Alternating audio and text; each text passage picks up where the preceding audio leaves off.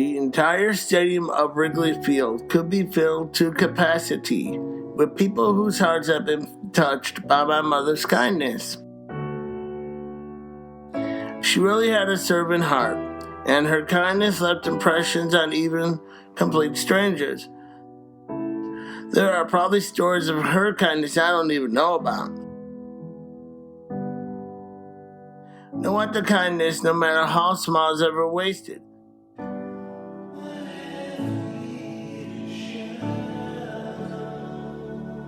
Profound kindness is the first thing you remember about a person and the last thing you forgot. Mom had a great sense of humor, which I think I inherited from her. Laughter was always the strongest medicine. She was also very supportive. She celebrated every step forward, lifted every fall, and nurtured my every attempt.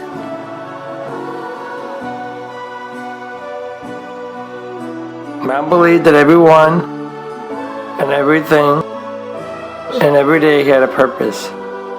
She believed that I had a purpose. You have a purpose. Even feelings have a purpose. Without sadness, you cannot really feel happiness. Everybody wants happiness. Nobody wants pain. But you cannot make a rainbow without a little rain.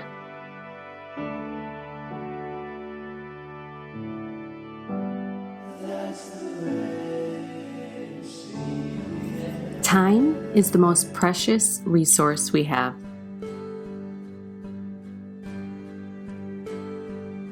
I'm not sure why, but I've always tried to speed up time. I set my clocks 10 minutes ahead. I age myself 6 months older than I am. I buy Christmas presents throughout the year, but now I just want to hit the rewind button. Some days I wish I could go back in time, not to change anything, but to experience everything twice.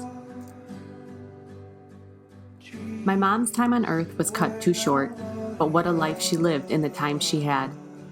Mom truly inspired everyone she met within a few short moments of meeting her. She taught me that the length of time you've known someone shouldn't determine the positive effect you can have on their life. We should spread the word of our Savior by our daily interactions. Time has a way of showing us what really matters in life.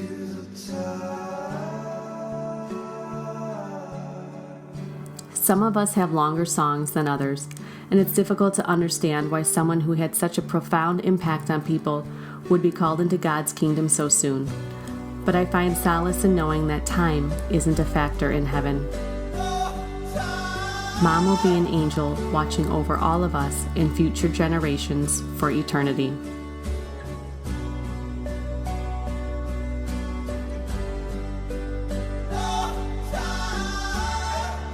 We're blessed for the time that she had with her family and friends, and I'm grateful for the short time she had to spend with her grandchildren,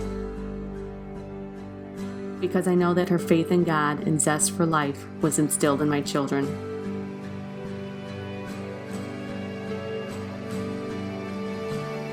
There are 3 things you cannot recover in life: the word after it's spoken, the moment after it's missed, and the time after it's gone. Time is non-refundable. Mom lived every moment with intention. Let her life be an example of how to use your time on earth with profound intention. Mom, we love you, and in time, we will be with you for eternity in the paradise of heaven.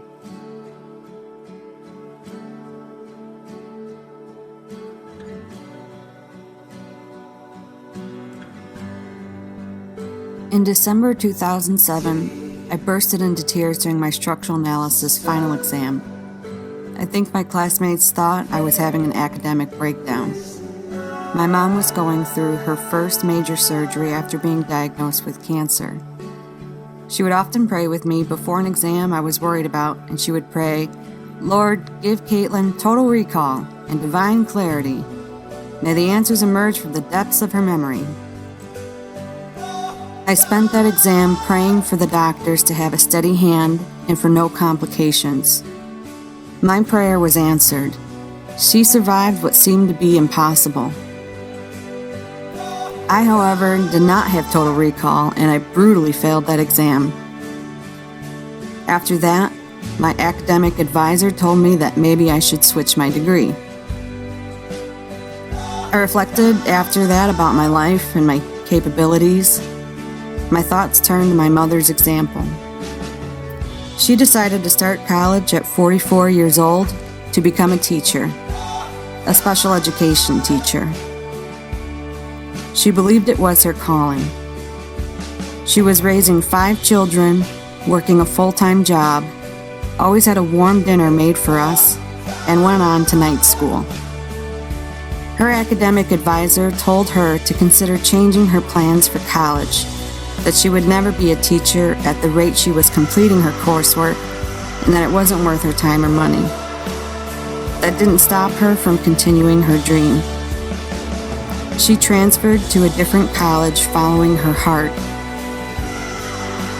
If my mother could weather all the challenges before her and still not lose sight of her dream, I could weather my failure, get up and keep going towards my envisioned finish line. And 2 years later, I graduated college. Shortly after, my mom graduated too, despite a number of other life challenges along the way. She did become a special ed teacher, and that brought her great satisfaction. That first surgery was almost exactly 10 years ago. I sent up so many prayers over the course of these years. Please let her witness graduation. Please bless her with no pain during her state exam. Please don't take her away on her birthday. Please allow us to share just one more Christmas. When I count my blessings, I have had a decade of answered prayers. And I've also wrestled with the reality that there are some wishes that aren't written for my destiny. She promised me before she had to go that if she cannot be at any milestone I reached in my life in flesh, she will definitely be there in spirit. And in that case, she has a better seat to watch it from. And I'd promised I'd always follow my heart.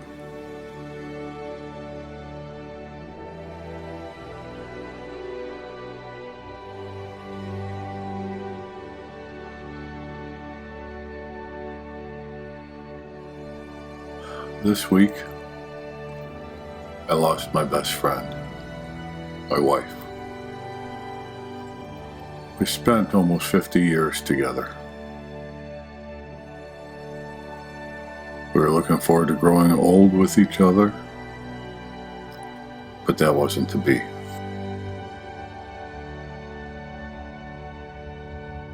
Lynn lived her life to the fullest. She was able to accomplish so much. Lynn raised our wonderful family. Brian, Melissa, Kevin, Alan, and Caitlin. One day, while dropping off Caitlin to her kindergarten, she noticed the teacher with her hands full. So Lynn went in and asked if she could help. This started a 20-year love for working with children, especially children with special needs. Lynn started taking classes at the junior college, and then finished her teaching degree at Trinity College, always maintaining a 4.0 grade average or better. And she did this while working most of the time and always taking care of her family.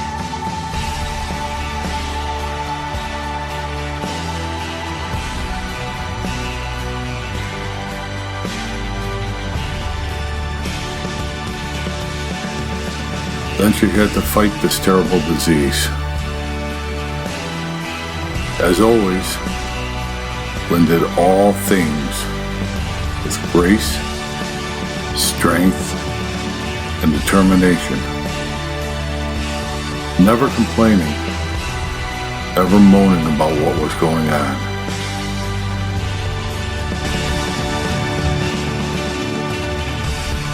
But her greatest attribute was her love of people. She really enjoyed people. Lynn will be missed by all who knew her.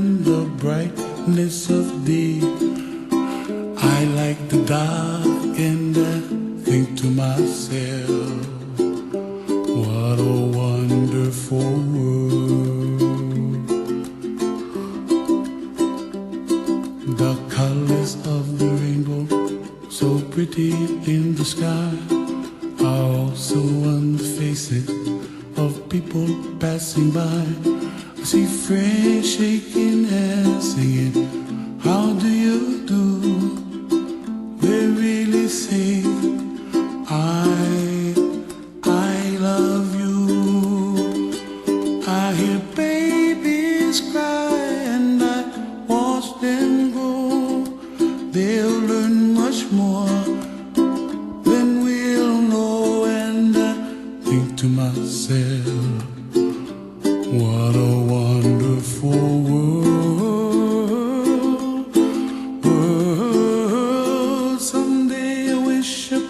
star. Wake up where the clouds are far behind. Be where trouble melts like a lemon drops high above the chimney top. That's where